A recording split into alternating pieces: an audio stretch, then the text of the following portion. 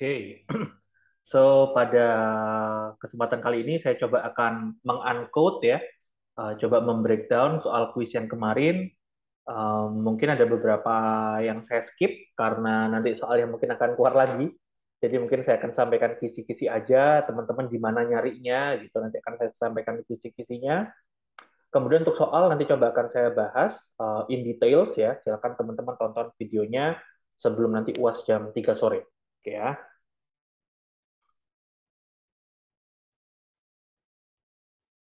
Oke. Yap.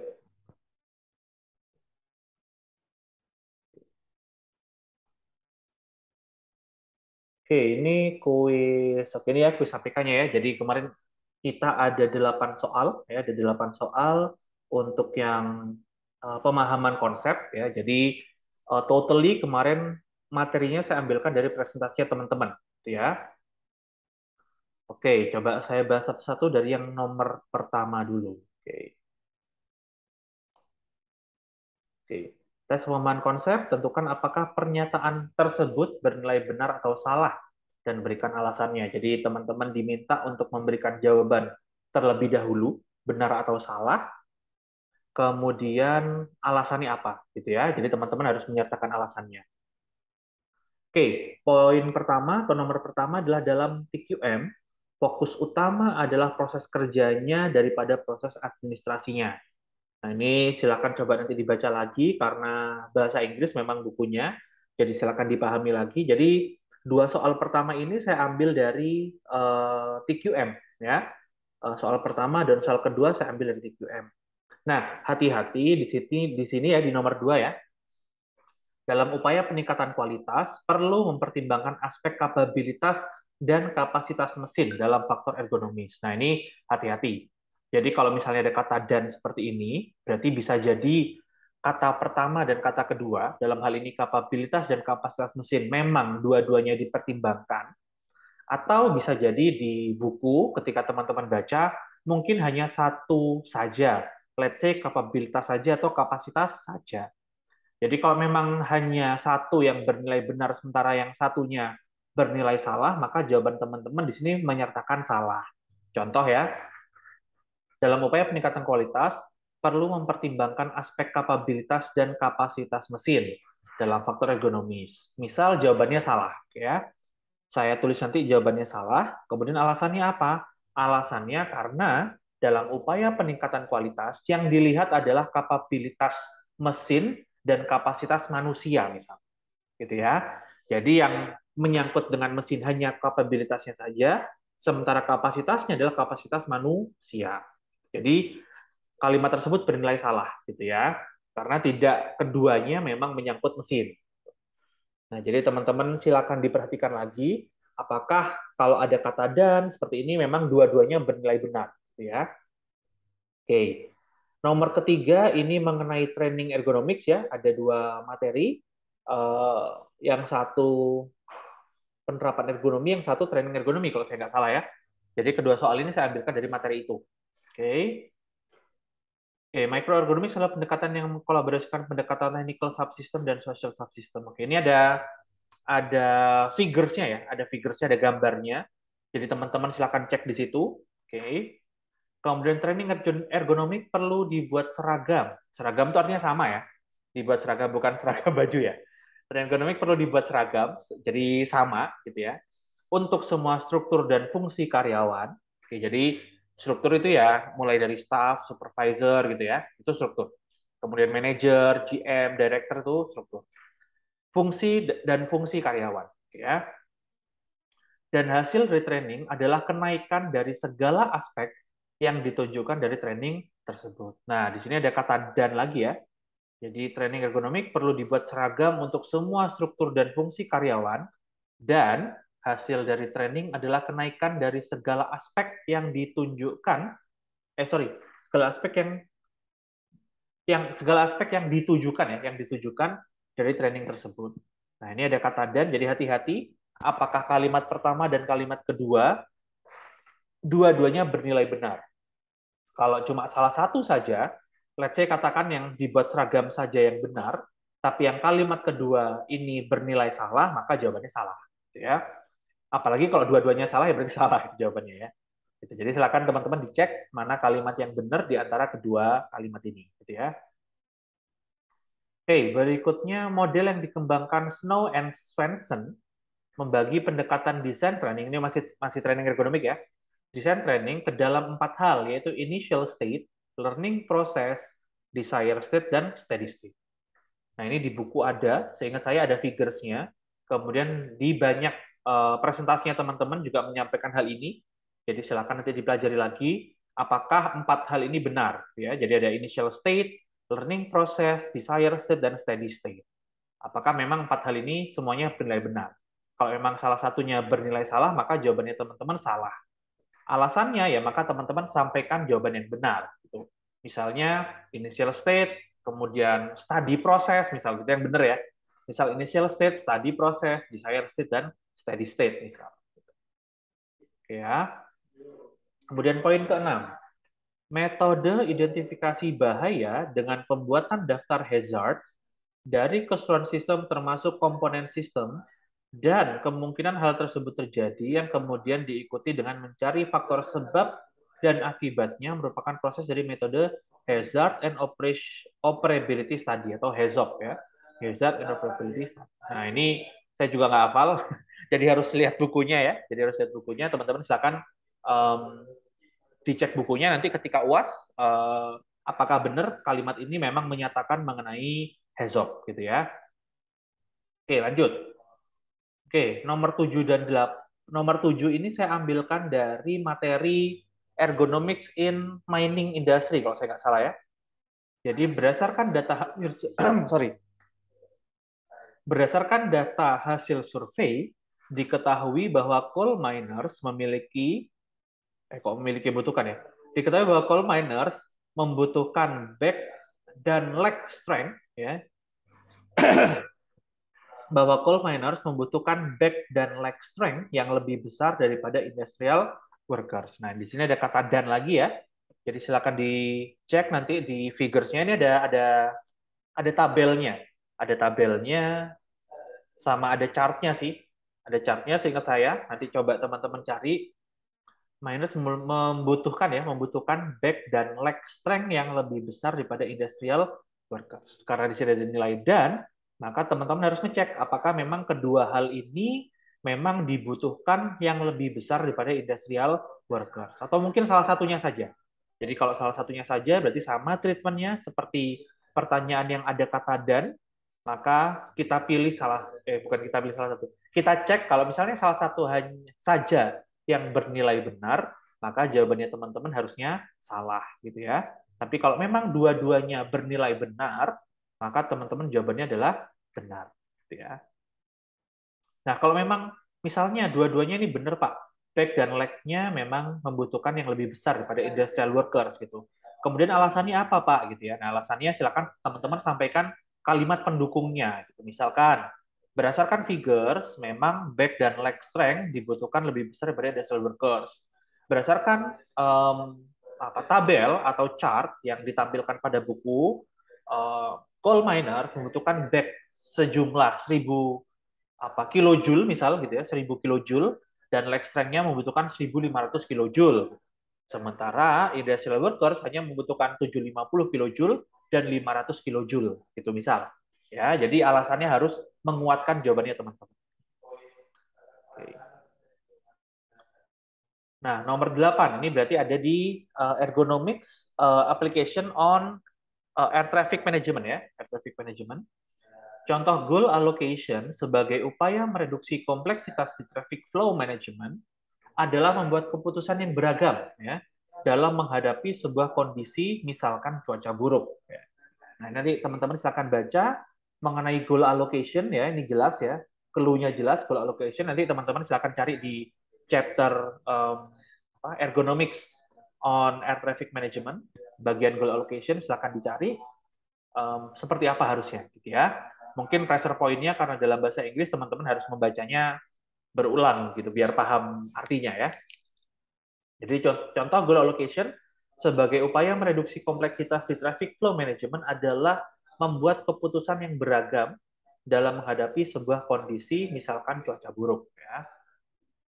Oke, jadi ketika kuis saya sampaikan 8 soal ya sebagai tes pemahaman konsep atau konsep comprehension. Untuk UAS nanti saya akan menampilkan 10 soal. Nah, 2 soalnya dari mana, Pak? 2 soalnya berdasarkan praktikum yang teman-teman jalani, ya. Jadi, karena teman-teman semuanya sudah menjalani praktikum, saya tambahkan 2 soal pemahaman konsep khusus work sampling, ya. Jadi kan 8 soal ini nggak ada work samplingnya. Jadi nanti 2 soal akan saya sampaikan berdasarkan work sampling, ya. Yang mana itu sudah teman-teman kerjakan ketika praktikum, ya. Silakan dibaca lagi konsepnya, work sampling seperti apa, materi yang dari saya pernah sampaikan juga boleh dicek work sampling ya. Oke, poin kedua adalah tes kemampuan kuantitatif ya. Oke. Nah, di poin pertama, di nomor pertama yang memang cuma 1 soal ya untuk kuisnya. Ini mengenai line balancing yang sudah sempat saya sampaikan juga ke teman-teman. Untuk UAS nanti akan ada tambahan 1 soal. Nah, tambahan 1 soalnya di mana? Tambahan 1 soalnya adalah dari work sampling juga. Jadi silakan teman-teman pelajari rumus-rumus work sampling seperti apa gitu ya. Um, ya silakan dipelajari di situ. Rumus-rumusnya ada apa aja, kemudian parameternya apa aja gitu ya. Silakan dipelajari. Mungkin disiapkan tabel distribusi normalnya ya, karena kan ada beberapa rumus yang pakai tabel distribusi normal. Nah, karena nanti tidak boleh menggunakan internet, maka teman-teman silakan download ya, download tabel distribusi normalnya. Banyak kok di internet kayak saya juga habis download juga kemarin. Mana ya? Sorry. Hmm,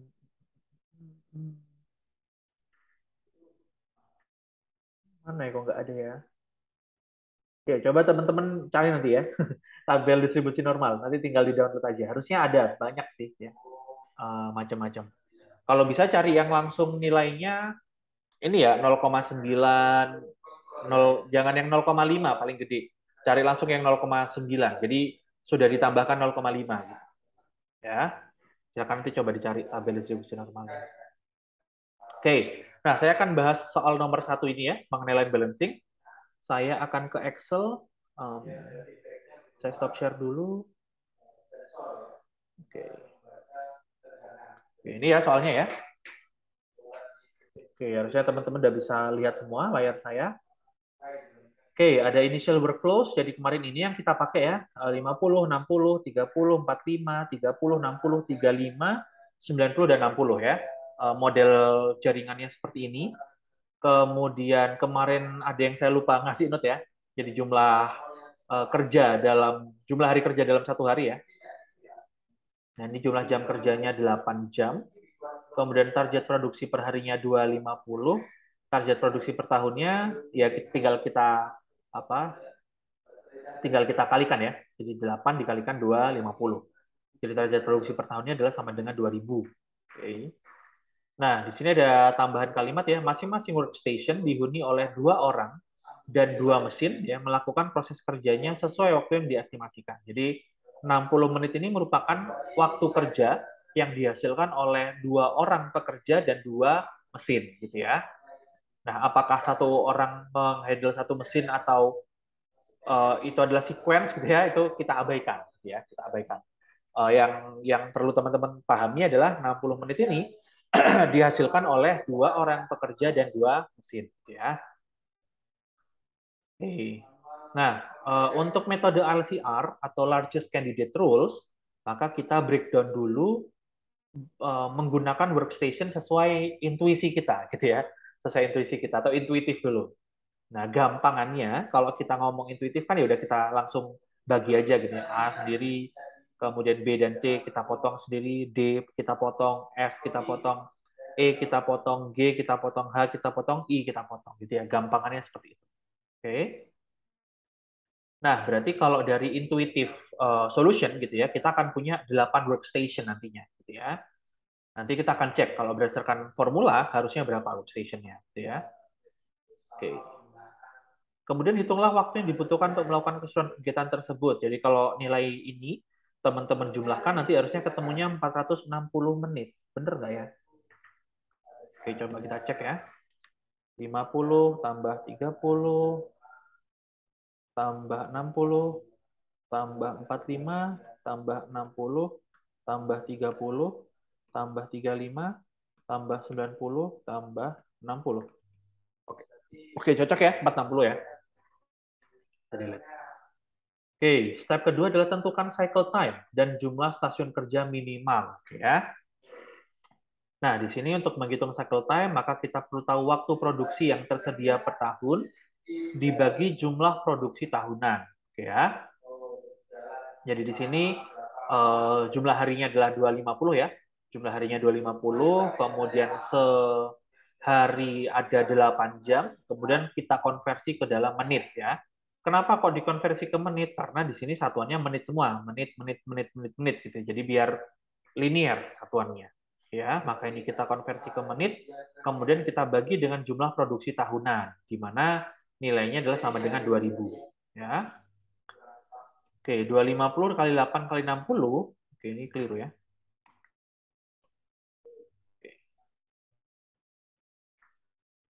Oke. Berarti berapa ya? 250 kali 8 kali 60. Oke, 120 ini ya. Oke, 120.000 dibagi 2000, maka hasilnya adalah sama dengan 120 dibagi 2000. Oke, 60 menit per unit ya.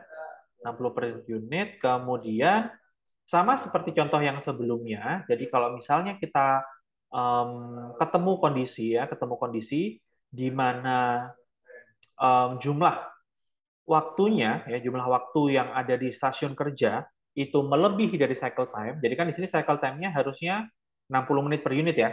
Sementara kita punya satu stasiun kerja yang dia 90 menit ya.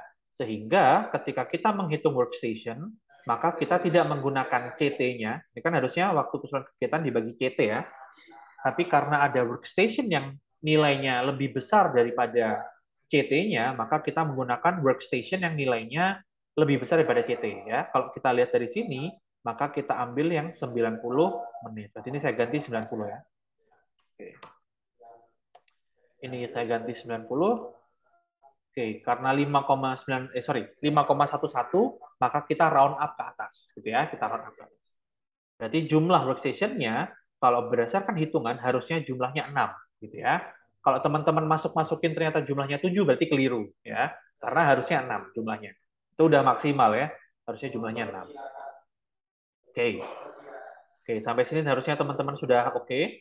Saya lanjut ke step ketiga. Nah, step ketiga ketika kita membahas metode LCR maka kita melihat predesesornya gitu ya.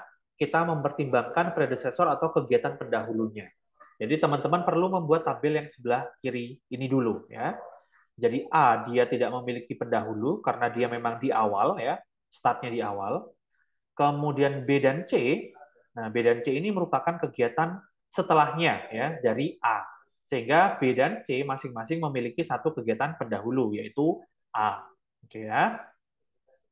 Saya lanjut ke berikutnya. Ada D, E, F ya. Ini D, ini E, ini F ya. D merupakan kegiatan yang punya dua predesesor yaitu A dan B ya. Kemudian E ini juga punya dua predesesor yaitu A dan C. Ya ini kan urutannya gini ya, A, C dan E. Maka predesesornya adalah C dan E. Untuk kegiatan F sama, dia juga punya dua predesesor yaitu A dan C. Jadi ada dua kegiatan juga. Oke.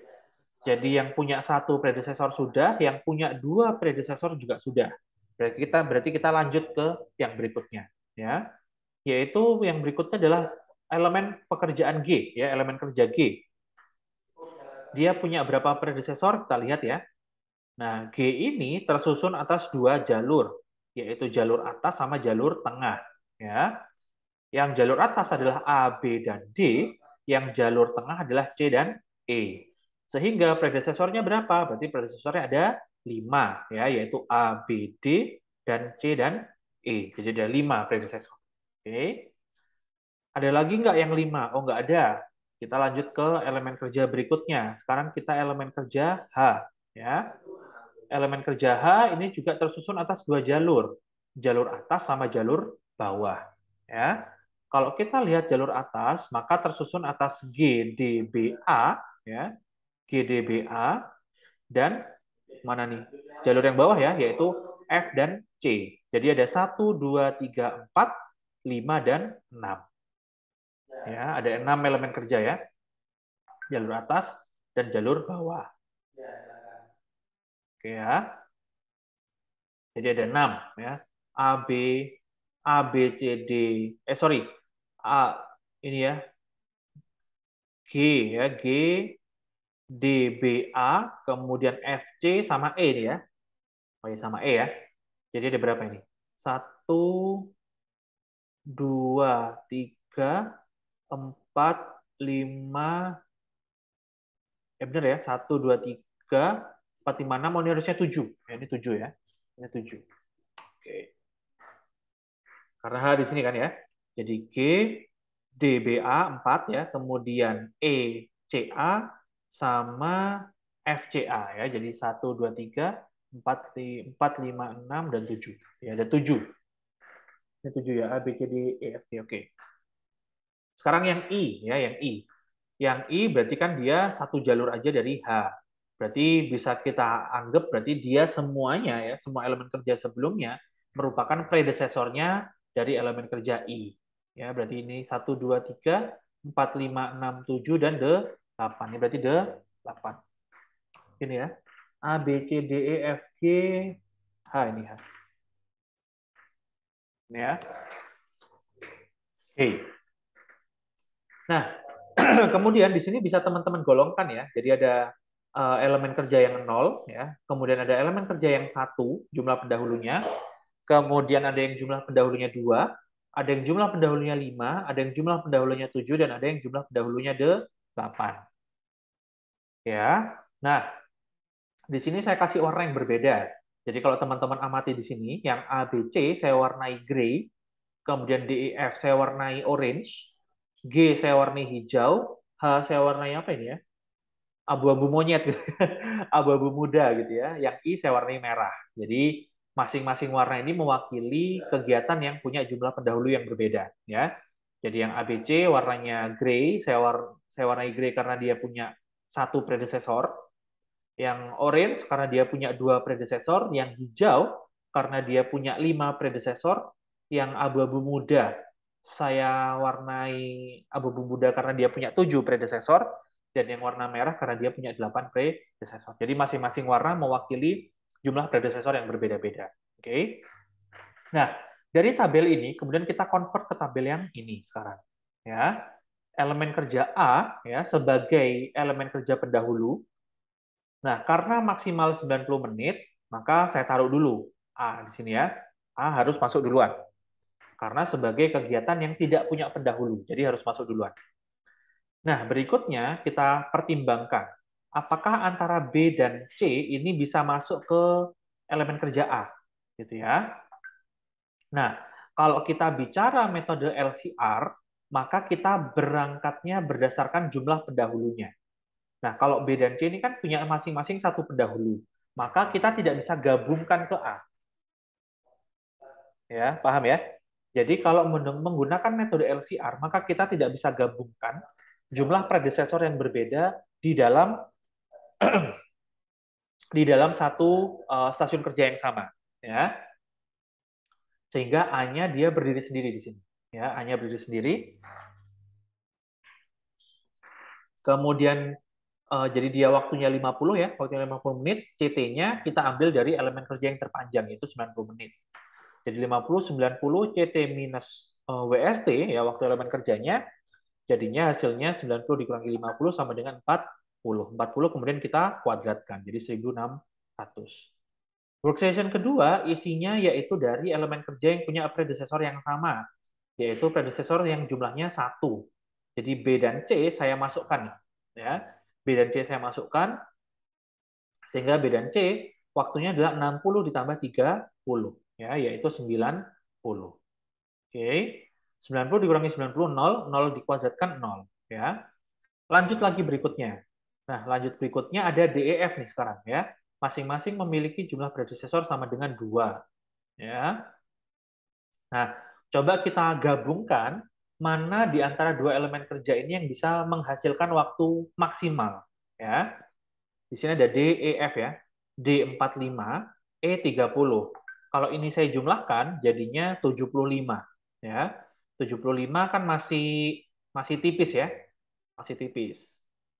Kalau misalnya E sama F ya, E sama F saya jumlahkan 60 tambah 30, 90 maksimal ya. Kalau F sama D saya jumlahkan 60 sama 45 berarti 105. Over ya. Over dari 90. Jadi nggak bisa. Jadi sehingga keputusan saya adalah menjumlahkan E dan F. Karena menghasilkan waktunya maksimal yaitu 90. Maka 90 kurang 90 sama dengan 0. 0 kuadrat berarti sama dengan 0. Nah, D-nya gabung siapa, Pak? Gitu ya. D-nya gabung siapa? Nah, karena dia sudah nggak ada gantungannya sama yang predecesornya sama, maka coba saya jumlahkan dengan predesesor berikutnya. Nah, predesesor berikutnya ini jumlahnya 5. Ya, dia juga single, sendirian juga. Ya, nggak ada gantungannya juga, gitu ya. Sehingga keputusan saya adalah D sama G saya jumlahkan. Ya, D-nya 45, G-nya 35. Jadi 45 tambah 35 sama dengan 90. Ya, sorry, 80, 80.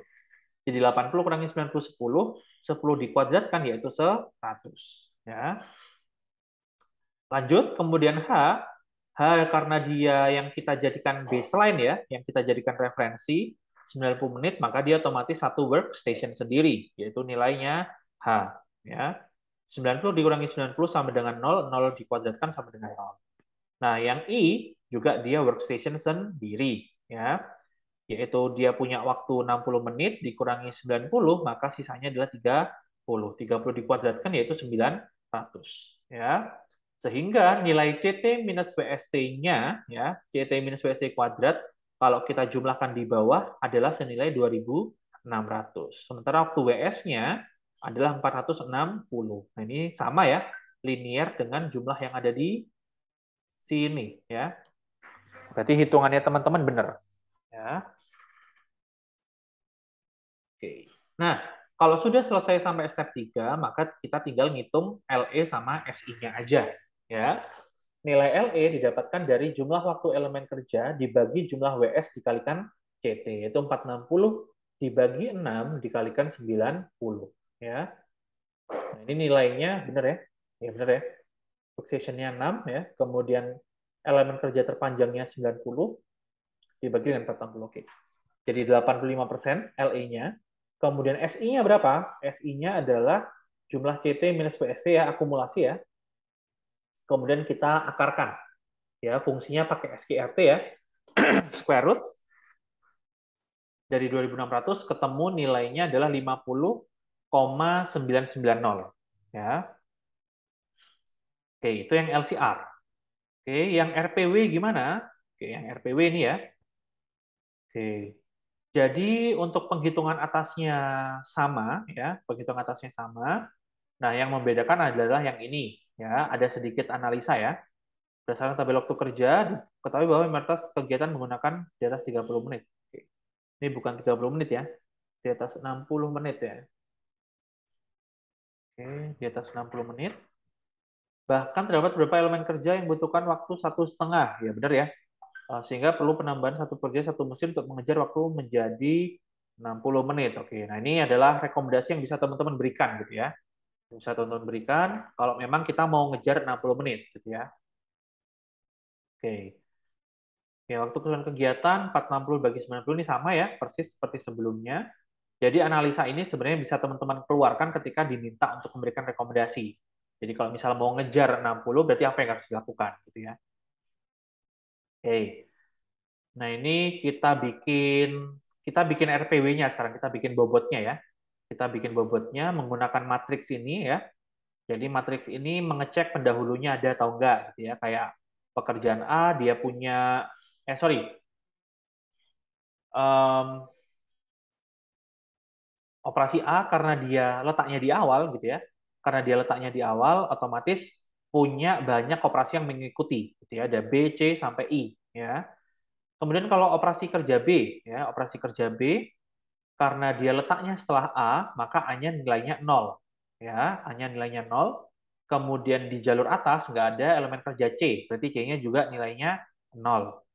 Di jalur atas cuma ada D, G, H, dan I. Ya, ada D, G, H, dan I. Berarti D, G, H, dan I ini harusnya nilainya 1. Ya. Kita cek di sini, nah, D-nya 1 ya. D-nya 1, saya kasih warna hijau deh. D-nya 1, G-nya 1, H-nya 1, I-nya 1. Nah, jadi gitu ya ngeceknya ya. Dicek sesuai jalurnya, ada nggak nilai yang, sorry, kegiatan pengikutnya ya, kegiatan yang menyudahi setelah itu, kegiatan mana saja. Nah, kegiatan itu teman-teman kasih nilai 1. Ya. Contoh lagi, pekerjaan C ya. Pekerjaan C dia tidak karena A ya, A kan bukan bukan pengikutnya, tapi pendahulu. Sehingga nilainya 0. B juga tidak mengikuti jalurnya dia, berarti juga nilainya 0. Yang mengikuti mana? Yang mengikuti adalah F, H, I, sama E. Ya. Ya. F, E, kemudian G juga ya. F, E, G, H, I. Ya. Sehingga yang teman-teman kasih nilai 1 mana? Berarti ya E kita kasih 1, kemudian F kita kasih 1, kemudian G kita kasih 1, ya. H kita kasih 1, I kita kasih nilai 1. Ya, seperti itu. Nah, kalau sudah teman-teman lakukan semua untuk sisa kegiatannya, maka teman-teman sekarang isi dengan waktunya. Waktunya kan ini ya, waktunya ini. Contoh, tadi untuk elemen kerja B ya, untuk elemen kerja B, nilai satu-satunya kan ini ya, elemen kerja D1, G1, H1, I1. Ya, sehingga D-nya kita isi 45, kemudian G-nya kita isi dengan 35 ya, G-nya 35, kemudian H-nya ini adalah 90, kemudian I-nya adalah 60. Oke. Nah, untuk menghitung bobot posisi, maka teman-teman jumlahkan nilai menit yang ada nilai satunya di sini, ya. Yang ada nilai satunya di sini yaitu 45, 35, 90, dan 60, ditambahkan dia sendiri, ya. B sendiri itu kan jumlah waktunya membutuhkan waktu 60 menit. Jadi nilai ini dijumlahkan plus nilai B itu sendiri juga dijumlahkan, ya.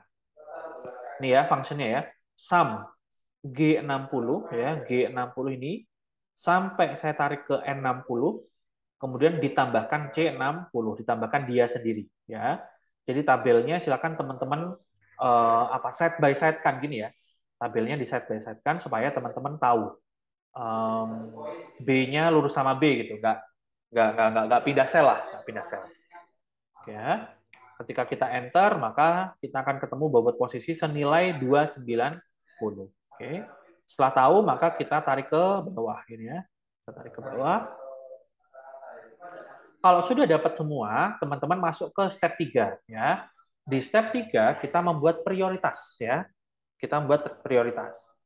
Dari jadi dari A, B sampai ini ya, kan bentuknya menurun gini ya.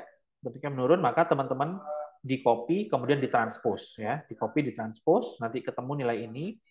Nah, sekarang kita urutkan ya, prioritasnya kita urutkan berdasarkan waktu terbesar. Nah, ini kan waktu terbesar 460 ya, 460, jadi dia duluan di depan. Jadi ranking pertama ini. Kemudian B itu 290, C-nya 305. Berarti gedean C daripada B. Sehingga C-nya harus saya pindah ke depan. Ya. Jadi C-nya saya taruh di depan. Saya tukar dengan posisi B. Oke. Kemudian D dan E. D dan E sama ya, 230, 215, berarti nggak ada perubahan. Saya taruh di sini. Kemudian F-nya 210 juga sama. GHI juga sama. Ya. Jadi yang perlu ditukar hanya yang B sama C saja. Ya. Nah, sehingga untuk menyusun workstation-nya, maka kita berdasarkan dari tabel yang ini. Tabel yang sudah teman-teman susun berdasarkan prioritas. Ya. Oke, berarti kalau ranking 1 dan 2 adalah A dan C, maka saya harus gabungkan A dan C. Ya, saya harus gabungkan A dan C. Maka A-nya ini adalah 50, C-nya 30. Berarti jumlahnya adalah 80. CT-nya 90, 90 kurangi 80, 10, 10 kuadrat sama dengan 100. Oke. Oke, workstation 1 sudah. Workstation kedua sekarang. Berarti saya jumlahkan yang rankingnya berikutnya. Tadi 1 sama 2 sudah ya. Berarti tersisa ranking 3, 4, dan 5. Oke. Berarti 3 saya masukkan dulu. B di sini ya. B. B-nya waktunya 60. Nah, ranking 4 harusnya D. Kalau 60 saya jumlahkan 45, berarti dia 105, over waktunya. Maka saya pindah ke ranking berikutnya, yaitu B ke E. E kan ranking 5 ya. E ini membutuhkan 30. Berarti 60 ditambah, ya benar ya, 60 tambah 30 berarti 90. 90 kurangi 90 sama dengan 0, 0 kuadrat jadi sama dengan 0. Ya. Workstation ketiga. Workstation ketiga berarti tadi kan saya skip yang ranking keempat. Jadi yang ranking keempat harus masuk nih sekarang di workstation ketiga, gitu ya. Nggak boleh dibelakangin lagi. Jadi harus masuk dulu.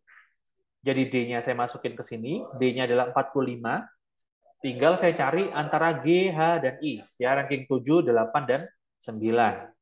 F sudah belum ya? Oh, F belum. F, G, F, G, H, I ya. Kalau D sama dengan 45, saya jumlahkan dengan F, di mana F merupakan elemen kerja terpanjang gitu ya, maka kan nggak bisa. Oke, nggak bisa.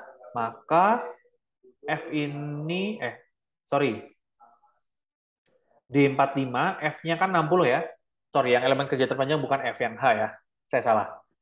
D-nya 45, F-nya 60. 60 tambah 45, 105. Berarti over dari 90. Berarti nggak bisa. Kita skip yang F. Kita pindah ke G. G ini sama dengan 35 ya. Berarti D-nya 45, G-nya 35, berarti 80. Berarti bisa kita gabungkan ya D sama G, yaitu 80. 90 kurang 80 sama dengan 10, 10 kuadrat sama dengan 100 ya. F-nya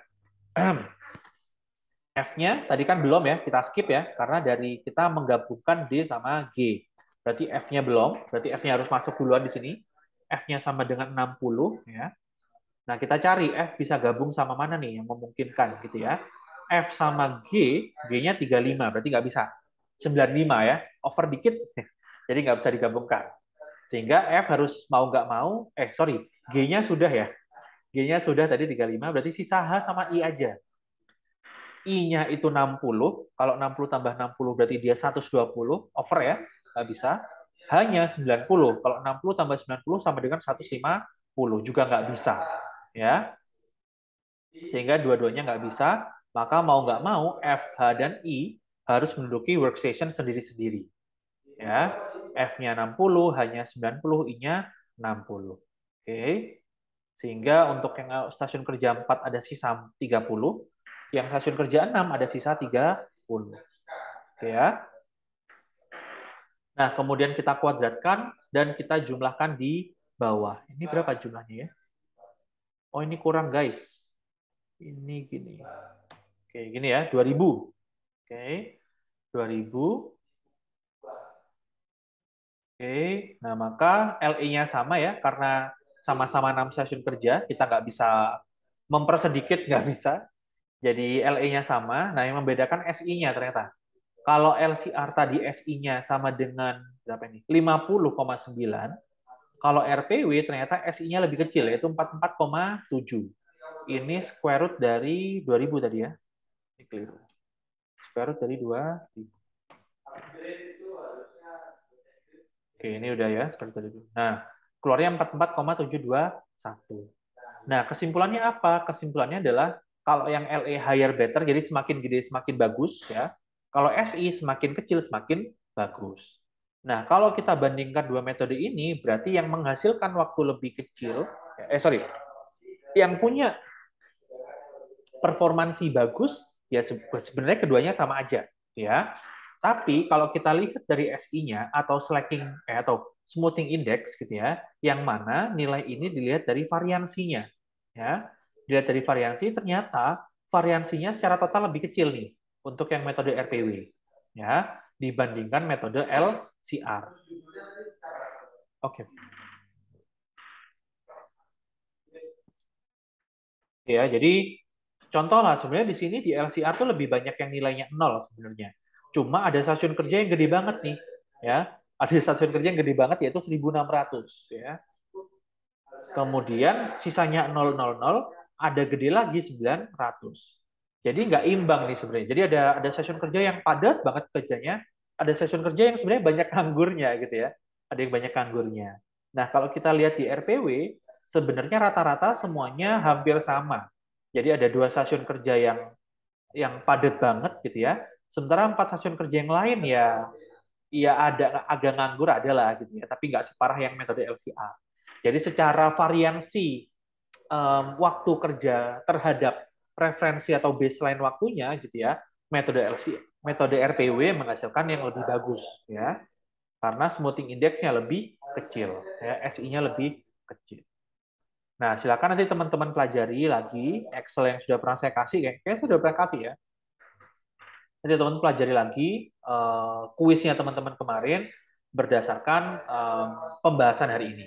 Ya, sebelumnya saya minta maaf nggak bisa share kemarin sore karena ada satu dan lain hal. Jadi baru bisa saya share pagi ini. Mudah-mudahan membantu teman-teman dalam pengerjaan UAS hari ini. Gitu ya. Rules-nya ada di e-learning. Silakan teman-teman baca ya terkait waktunya, kemudian format pengumpulan gitu ya. Silakan dibaca di situ. Jangan sampai ada yang terlambat lagi untuk mengumpulkannya. Oke ya. Saya stop share dulu sampai sini. Terima kasih banyak teman-teman yang sudah nonton videonya. Mudah-mudahan membantu ketika teman-teman mengerjakan UASnya nanti sore ya. Good luck. May the force be with you.